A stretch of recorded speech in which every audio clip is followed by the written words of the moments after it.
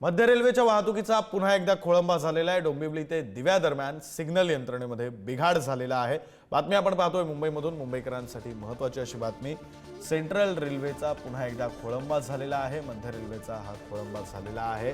खरं तर डोंबिवली ते दिवा या स्थानकांदरम्यान सिग्नल यंत्रणेत बिघाड झाला आणि त्यामुळे हा खोळंबा झाला। प्रतिनिधी शिल्पा नरवडे आपल्यासोबत फोन लाईनवरून जोडल्या गेलेल्या आहेत, त्यांच्याकडून या संदर्भातला तपशील घेऊया। शिल्पा, नेमकं काय घडलेलं आहे, कशामुळे हा खोळंबा झालाय? विक्रांत, सकाळच्या वेळीच मध्य रेल्वेची वाहतूक विस्कळीत झालेली पाहायला मिळत आहे। मुंबईच्या दिशेने म्हणजे सीएसएमटीच्या दिशेने येणारी जी लोकल आहे ती धीम्या गतीने सुरू आहे। 10 ते 15 मिनिटं ही लोकल उशिराने येत आहे। डोंबिवली ते दिव्याच्या दरम्यान सिग्नल यंत्रणेत बिघाड झाला असल्याची माहिती समोर आलेली आहे आणि त्याचमुळे मुंबईच्या दिशेने म्हणजे सीएसएमटी दिशेने जी लोकल येत आहे ती लोकल सेवा 10 ते 12 मिनिटं उशिराने येत आहे।